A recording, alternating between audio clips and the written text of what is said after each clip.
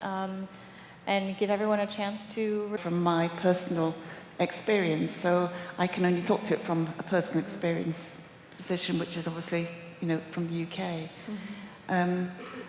A lot of your discussions relate to disabilities, race-related issues. When we work in the NHS and provide a clinical service, we get away from any of that because health is provided free at source to anyone that's needed, irregardless completely of whether you can afford it or what your ethnic background is or whether you're disabled. And maybe that's something that might solve some of your problems.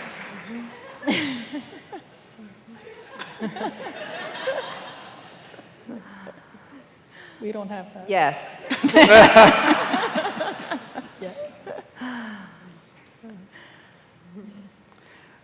Maybe I followed on then in terms of reproductive technologies, because you consider a wider understanding of reproduction, which is almost a society's development and how it works out, which I understand. Reproduction, as I see it, which is in a clinic with people who want to get pregnant, is actually very private and very basic. And the desire to reproduce is there fundamentally for everybody, irrespective of where we come from. And we do interbreed as well. We're not separate races from that point of view. We're not separate beings. So from my perspective, it's maybe stretching it a little bit farther, far too far to think of reproduction as society issues, but maybe you'd like to... Yeah, let me pause on that word private and have us think about the relationship between the public and the private, and how the private itself is a social achievement that not everyone has the luxury to enjoy. That is, many women's reproductive experiences are in public hospitals in which they're highly surveilled, in which their choices are not their own, in which the things that we would think are the most intimate private decisions are open for others to decide for them. I have a colleague, Professor Kiara Bridges, who's written 2 phenomenal books. One was an ethnography of a public hospital in New York. And the second is really theorizing this idea of privacy and its relationship to race. Beginning first with thinking about how private property, which is what I was alluding to in terms of the relationship between, real estate, segregated neighborhoods, and thinking about the property of your own body, that question, who gets to decide, right? Our history of racial coercion and hierarchy actually informs the way in which people can experience their own bodies as their own. When you go into a public hospital in any major city in the United States, as a woman of color, as a poor woman, especially as a young Black or Latino girl who is pregnant, you do not have the luxury of privacy, right? In terms of not only your decision-making, but in terms of what and how you can birth. And so I think that even in the context of public institutions, whether being public health, public hospitals, there's a lot that goes on even under the cover of public that is coercive, that is that reproduces social hierarchies. And so only creating an actual robust public health system, right, where everyone has access to basic health care, it's a starting point. It's important. But it's not a panacea. It's not going to solve everything, because within the context of public goods in this country, people are experiencing deeply repressive forms of medicine. And to get a real sense of it, I would encourage you to look up Kiara Bridges' texts on these issues, to see both in terms of the ethnographic dimensions, the nitty-gritty, the conversations, the way that women are treated on a day-to-day basis when they move in and out of these hospitals, and even the fact that the coercive dimensions go with them into their homes, right? And also to read her work at the theoretical level, where she's really conceptualizing the relationship between privacy, the public, and race, to get a handle, I think, on both of these dimensions in the context of the United States.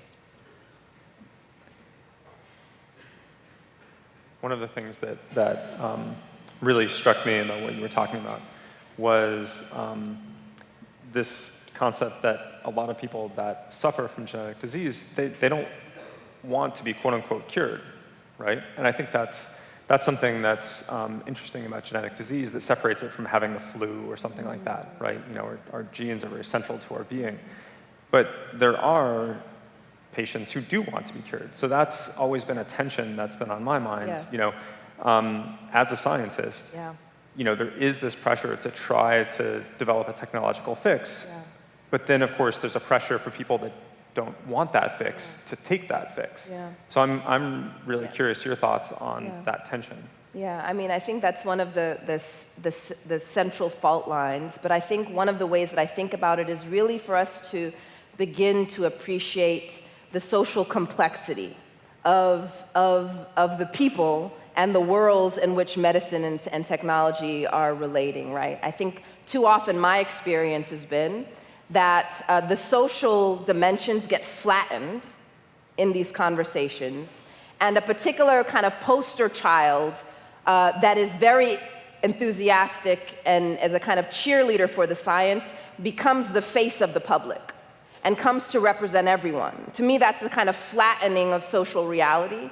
And so in my work and the talk, what I'm trying to do is just to show us a little bit of the contours. It's kind of like a map that shows the rivers and the valleys and the mountains, because the flattening is, I think, a disservice to public discourse, where we have professional advocates who, their experiences are worthy. They need to be heard, but too often they monopolize public space, and they become the poster child. The illnesses, the experiences of parents whose children have a debilitating illness where they're, for example, are gonna, you know, die within the first 6 months or a year of life, or have, you know, a lifetime of crippling illness, where our sympathies are drawn, but they become the stand-in for everyone, right? And I think what we want to do is bring into the same fold the social complexity. The way that I think about it is that we don't ask a scientist from one field to represent and speak to all of the complexity that's happening in the life sciences, right?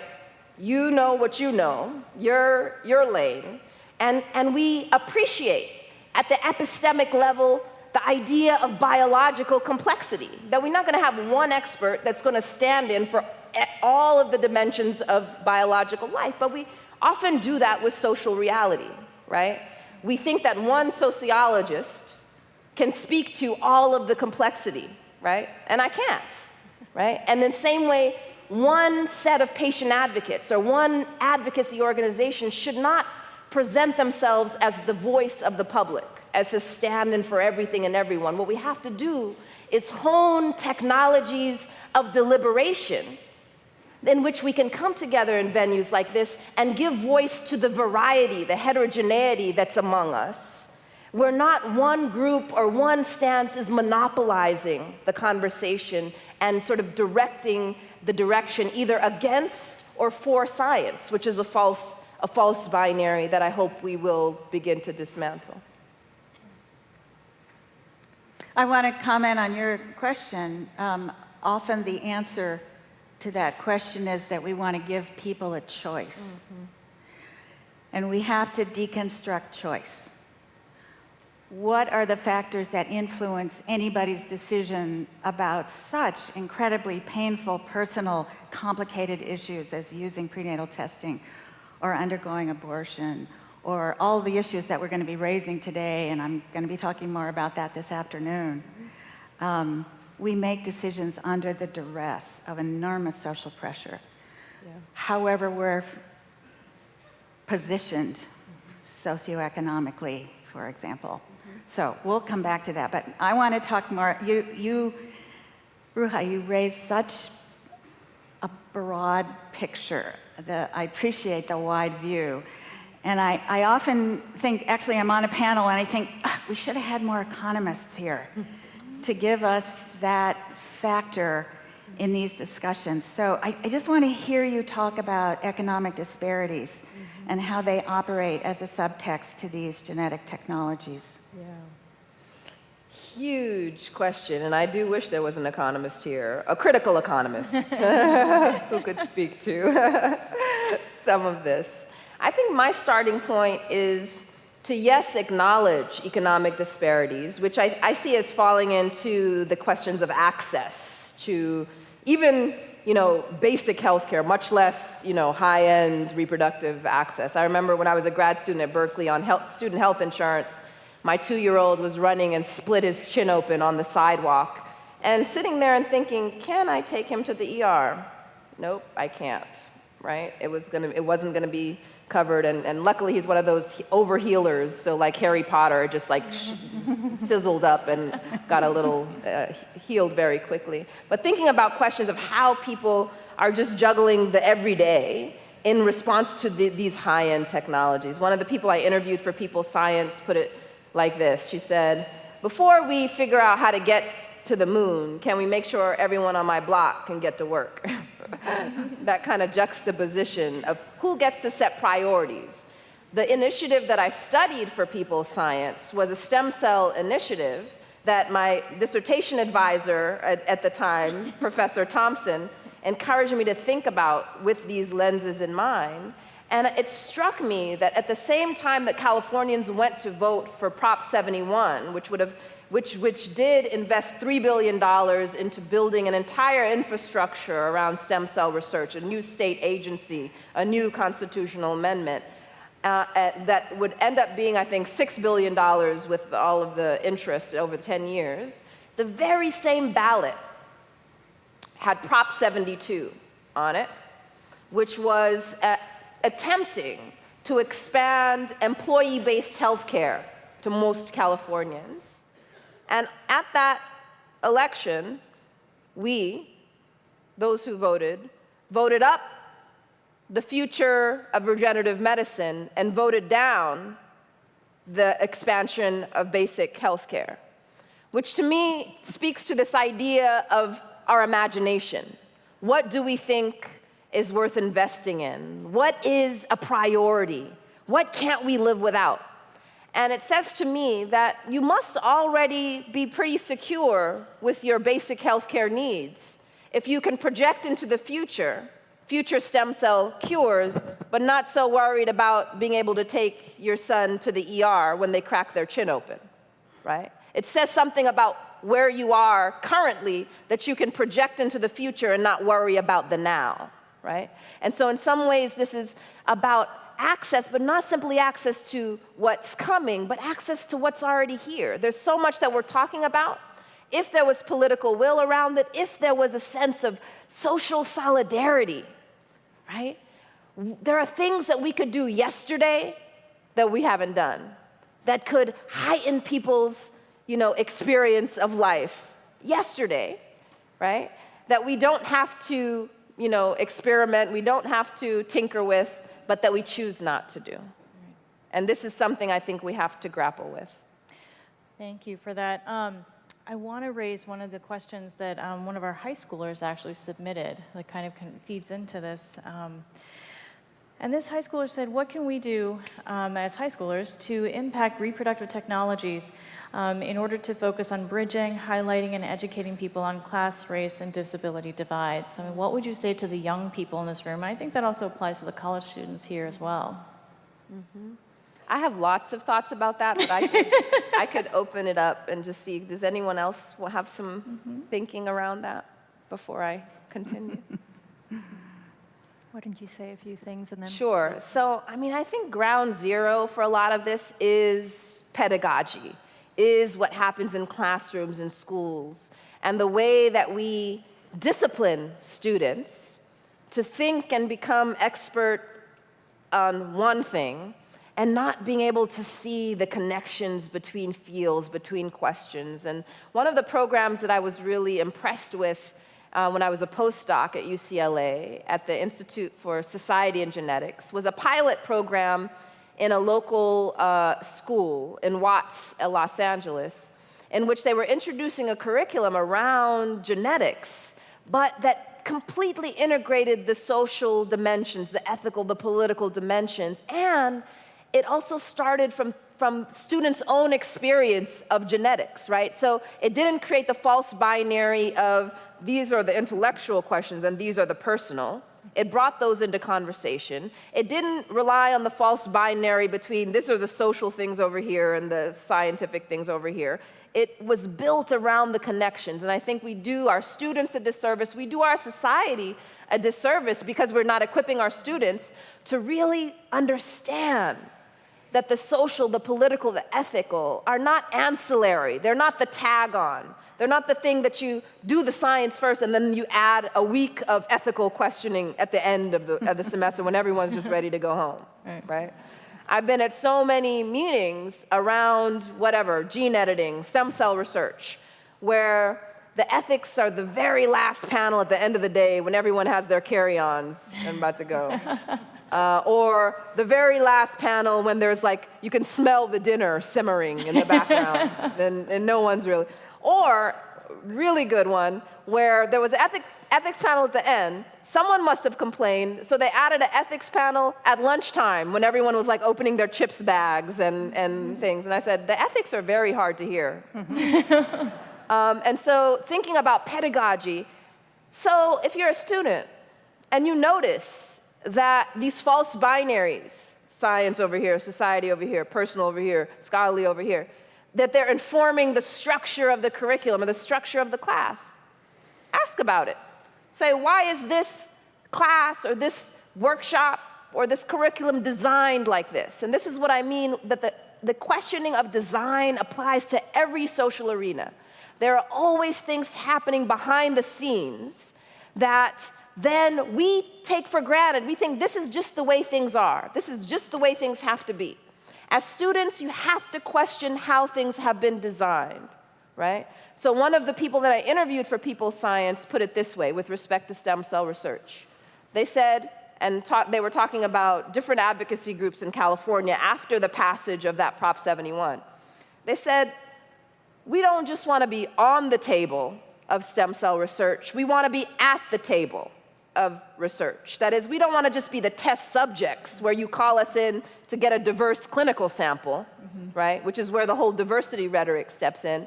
We want to be part of the decision-making, the designing, the envisioning of how this thing is going to take shape.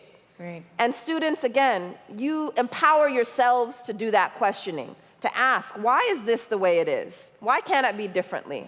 Right? Because how you're trained now, it becomes encoded into you, and then when you go off into your professional lives, you're going to know what you know. You're going to know what you've been trained. And if you haven't been trained to raise these questions, it's going to feel like a foreign language, right? You're going to feel like, oh, I need the social sciences to do it. No, we need people who are getting trained in engineering, the life sciences, to also be proficient, right?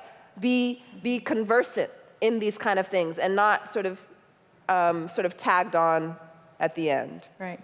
Do your reading, participate in class, get a good liberal arts education. Yeah, that. And get many perspectives. That's what I meant. Allison, it sounded like you wanted to jump in there. Well, it's perhaps bringing it down to basics just a little bit more, because the question came from a high school student, and it was about reproductive technologies. And to my mind, that means getting pregnant, okay? Which I guess most of you don't want to do just yet. And for most of you, it's not going to be a problem. For most of you, you're going to conceive very readily. The biggest thing that is affecting your ability to have children in the future is leaving it too late, ladies. Okay? There is a change in society now which is encouraging women to be educated, to think, to do the things they want to do in life, to have their family later once they've enjoyed life a little bit. The reality is that you're half as likely to have a healthy baby when you're 35 as you are at 25. Okay? So leaving it too late is perhaps going to take away your reproductive choices. I hope none of you will ever need to have the assistance of the reproductive technologies that are provided now. I hope none of you will never need to have stem cells or genetic diagnosis, because most of you won't. But I do say that in terms of reproductive technologies, don't leave having your children too late, unless that is your choice. Because I see too many people in the clinic who simply have left it too late, and they can't have their children at that stage. So that's going offline a little bit from what we are saying, but it is actually what society is doing. Right. So let me push back a little bit on that, because I think one of the problems and one of the reasons women do leave it too late is because if they try to have children in their 20s, they're going to ruin their careers for their future.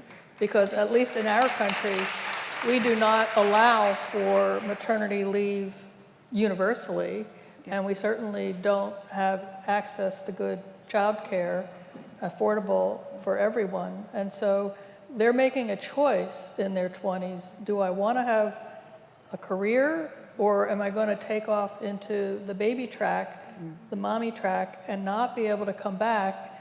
And that means if they do come back, their income for the rest of their lives is going to be lower, and so forth. So there are choices that need to be made along the way. I work in contraceptive research, and so my goal is that everybody should be able to choose when they want to have children and how many children they want to have. Hear, hear.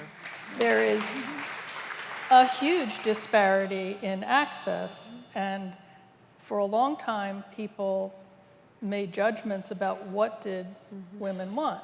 And there was a large study in St. Louis in which they gave young girls, particularly from low-income communities, the choice. First, they explained to them that a long-acting method, such as an IUD or an implant, would be 99% or more effective, and the typical failure rate for a pill is 9%, which is pretty high, and most people don't realize that there's maybe a 20 to 50-fold difference in the effectiveness of those two methods. The cost is a lot up front for one of those devices, but they last a long time. They didn't have access, but they overcame that by saying, you can have whatever you want and we'll give it to you today. And they thought maybe 15 or 20% of those young women would choose the long-acting methods. In fact, it was about 75%. And a year later, most of them were happy and still using that method. So that was a huge learning curve, but you would have thought maybe we would take that lesson.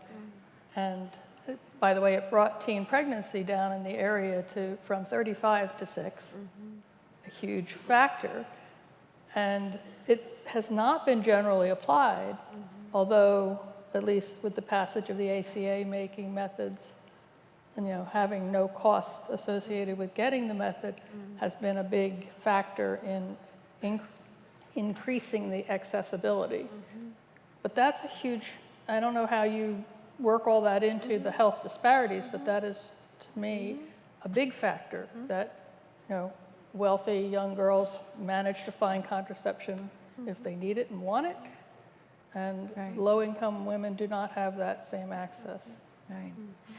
Thank you. So we have some more questions from the audience that we'd love to get to. And one of them is, so we've talked a lot about the inequities that are kind of built into the system, built into the design and all of that. Are there positive models of reproductive engineering or justice-oriented approaches to the way that science gets done? And Diana, you kind of touched on that a little bit with the adjusting, adjusting to account for what people actually want, right, in the realm of contraception. So I'd like to throw that open. Ben, Ruha, you can address that as well, but to the scientists in this room, do you have also some kind of experiences on social justice, approaches? I think that knowledge is power, and we do not educate our young people about their options. And it would be helpful if we could, if that were part of the curriculum before they get to college. That would be something that, as they get into puberty, it's time to know what the consequences are of their reproductive functions. This shouldn't be a secret that they learn about someday. So education as a form of, as one aspect of social justice. Well, I think kind of down the road will, as well. if children are educated to know what they, what their bodies do, what their options are, and if they have options, that will create a path to social justice because they have information. If they don't have the information, then they're victims of whatever environment they happen to be brought up in. Yeah, I mean, very briefly, one of the things that I studied as an undergrad in that thesis that I projected was what I think of as a positive model, designing a different way to relate to approach reproduction. And that was studying the Black midwives that have worked historically in this country with often the people who are being underserved or harmed in the more conventional institutions. And so in Atlanta, Georgia, for example, there's a Black midwives network that actually goes across the South. It comes all the way to California.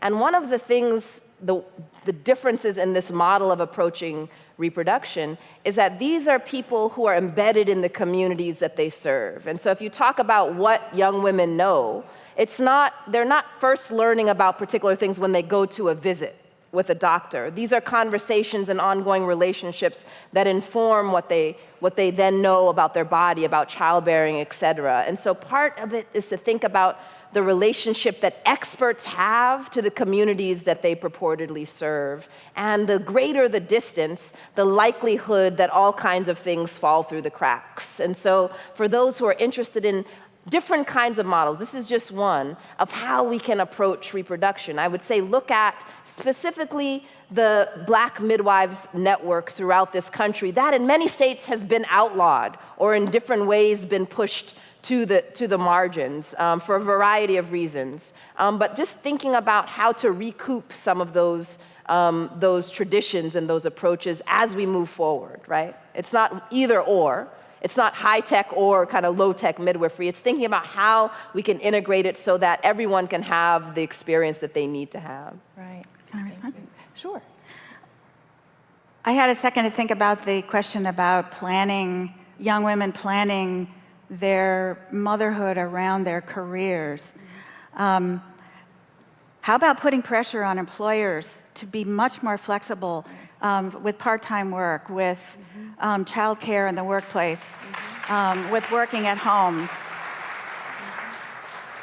Yes, yeah. I mean, I think that point, it bridges the idea that what happens in the privacy of your individual choices is informed by these larger structures. Like, yes, it's your choice, but it's your choice within parameters that you haven't set. So what if we brought in those parameters so that we redefine what a choice is and say, in fact, you're not making a choice out of a whole universe of possibles. You're making it within a narrow set of parameters that have been set. And what if we actually attacked some of these problems from thinking about broadening the context in which you're deciding employment, social networks, social support systems, so that, for example, I had my two sons in my 20s, in part because I had a small but strong social support system that allowed me to navigate grad school and my first jobs so that it wasn't just me and the nuclear family. I think of nuclear family, nuclear, like tick-tock. It doesn't work just to support those kinds of decisions where you're trying to have kids and juggle everything. Right, and I think just tweaking that language and saying that it's a decision takes away some of that connotation. When people say choice, it implies some desire, and I don't like that word because it oftentimes is not a desire; it's a decision, right?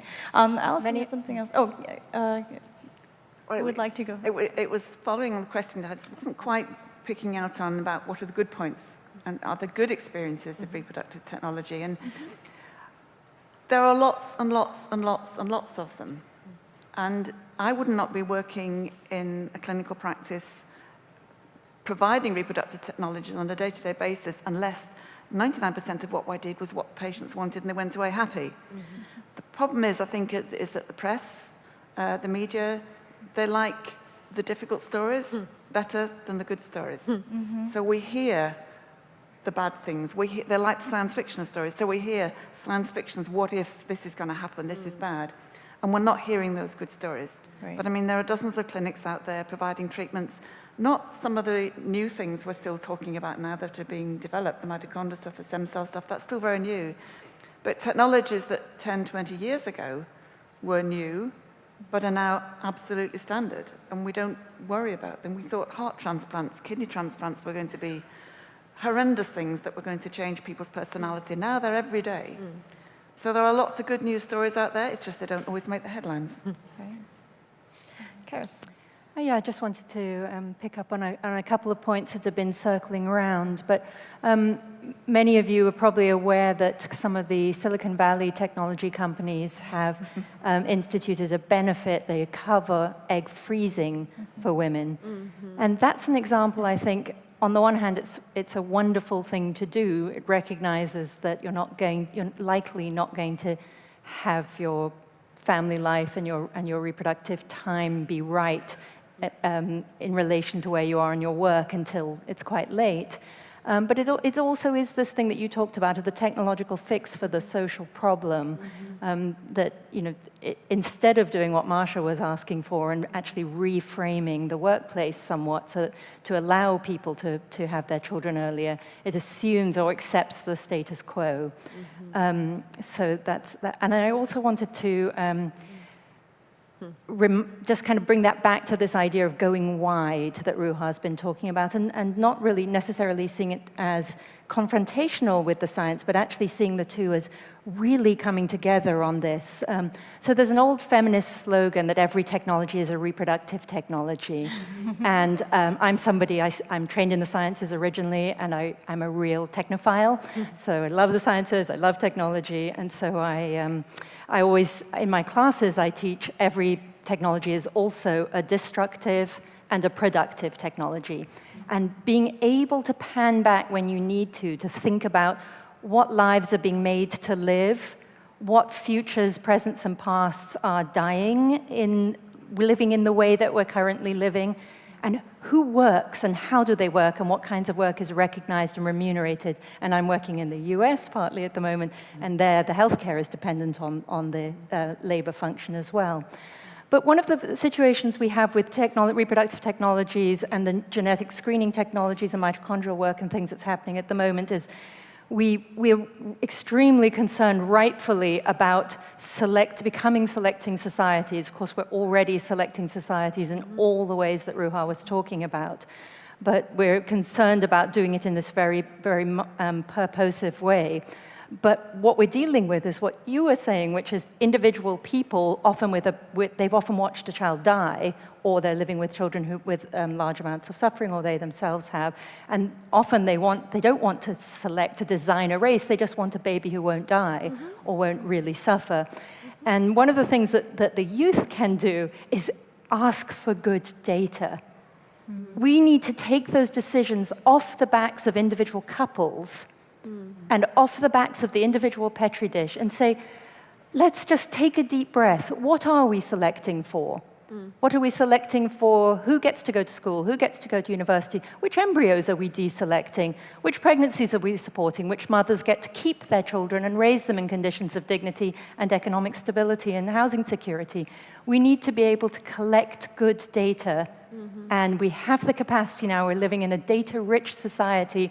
Nearly every student in the liberal arts will have some science and some humanities. Demand the best. We need to be able to ask those questions based on the data, not on the backs of individuals who are suffering and for whom the privacy is all important, or their physicians who are trying to care for them to the best of their capacity. Thank you. So I think we have time for one more question before we have to head out for lunch. 8 minutes. Yep, okay. So we have another question here.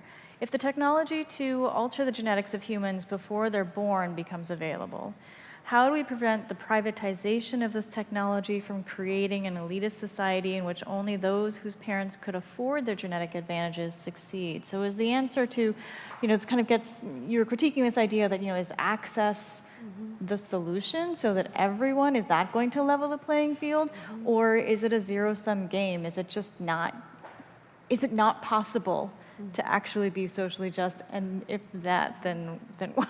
So I don't know if perhaps, I don't want to put anyone in the hot seat, but there's some people here who might want to talk about that. This is something that I think about this a lot because this is really tough, right?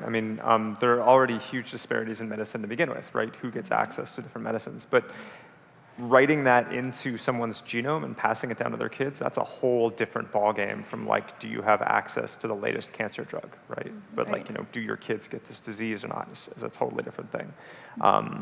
And I have no good answers to that. I mean, I think as a, you know, I think all scientists are members of the public and members of the community, right? And so we're interested in research and we're interested in trying to provide solutions to problems. You know, patients come to me and I get a lot of emails from people saying, oh, you know, my kid has this disease. Is there some way that we can do something about this? And yes, I want to help, absolutely. But you know, all I can say right now is that at the moment we can draw this distinction between so-called somatic editing, which affects just you, just one individual, and then there's germline editing, which could be passed down to kids. And I think that at this point in time, given that, you know, there's by no means have we addressed a lot of societal problems, maybe we should stick with things, you know, if you could address a disease with somatic editing, you should stick with somatic editing. I think that sometimes, for good reason, patients push back on that. And I think that's another really hard problem. You know, if you tell someone, okay, you have this disease, we're going to cure you right now, there are patients that have come back and that have said, well, okay, great, I'm cured, but now you're going to have to cure my kid, and then the grandchild's also going to need the same cure, and it's just going to keep going. Why don't we just stop it right here? And that's, I think, a tough problem, right? If you could cure something with somatic editing, but you could also cure it with germline editing, why not do germline editing? I think there are a lot of reasons. There are a lot of pluses and minuses, and I think that's maybe one of the good reasons to have this kind of audience and this kind of panel to talk about not just technologically, can you do it, but like, should you do it? And Dr. Korn, right now, if I could, you might want to offer a little brief definition of somatic versus germline. Yeah, sorry about that. I skipped over that. So somatic editing would mean you edit just the one individual. So for example, in sickle cell disease, you might take bone marrow out of a person, edit it to take the sickle mutation, put it back to wild type, and then put it back into that bone marrow. And that's not going to be passed down to traits. But you could do the same thing in a so-called germline way, and that trait would then be passed down. So not only would you no longer have sickle cell disease, but your kids would not get sickle cell disease as well. This is especially important in cases, it's not as important for sickle cell disease, but there are some diseases, for example, Huntington's disease, so-called repeat expansion neurodegeneration diseases, where the kids are always affected more than the parents, and then the grandkids are affected even more than them, right? So it gets worse and worse and worse by generation. And those have been put forth as good reasons maybe we should be doing germline editing, because then you just stop it right there. I think that these are things that you don't necessarily want to say, we should, for all diseases, do X, and all diseases do Y. We're talking about personal cures for personal individuals, and at least to me, I think you should be talking about the application of these technologies in a very personal way. All right. Yeah. Great. I think we have time for just one more question, actually. And this is I think, interesting, and it's a question that I think that all of us, as we go off to lunch, can think about. What is the relationship between private and public? So how can the private or individual choice about reproduction affect the public and the social, right? So do individuals have an obligation to put off having children or not reproduce for the public good? Like, whose responsibility is it? We've talked about scientists, and you know, we're going to be talking about these larger structures, but where's the individual in all of this? You know, so like for a sustainability or something, there was a study recently that came out that said, like, you know, it was an article, I don't know if it was, it said, like, you know, the things that you can actually do to, you know, help the environment, and like number one in terms of like the greatest impact was not having kids. And then recycling was like much smaller. So I think what this person was asking, and there was a problem with that because it didn't acknowledge that like individual choices are kind of like a drop in the bucket compared to like corporations and governments, right? Yeah. But I think it raises this interesting question: how should we as individuals be thinking about our own obligations to the greater good? And then you get into these sticky questions of who decides, who makes those decisions. I'll give a roundabout, just my thinking around that. It's not a prescriptive, like this is how you should think about it, but just again, employing that principle of relationality, that it's not a binary, it's not that some things are private and some things are public, but it's thinking about how they relate in all kinds of ways, and the relationship is not one thing. But let me just use an example that perhaps many of you can relate to as you're in the college setting. Show of hands, how many of you did any kind of SAT prep class or workshop? Yeah? All right, so, you know, when I was applying to school, it wasn't really a thing yet, where everyone felt pressure or that was going to give you the edge, right? Let me take that SAT prep program. Individual choices, people started taking that, they became offered. And so now if you choose not to do that, for many people, it puts you at a disadvantage, right? You don't have that same preparation. It's individual choices, but it's creating a social phenomenon, right? In which the choice to opt out actually has repercussions, right? Mm-hmm. And so we want to think about how our individual choices, they take shape in a network. We are connected to one another. Our choices matter for one another. And so if you think about when something starts out as a choice, but then becomes more and more of an imperative, right?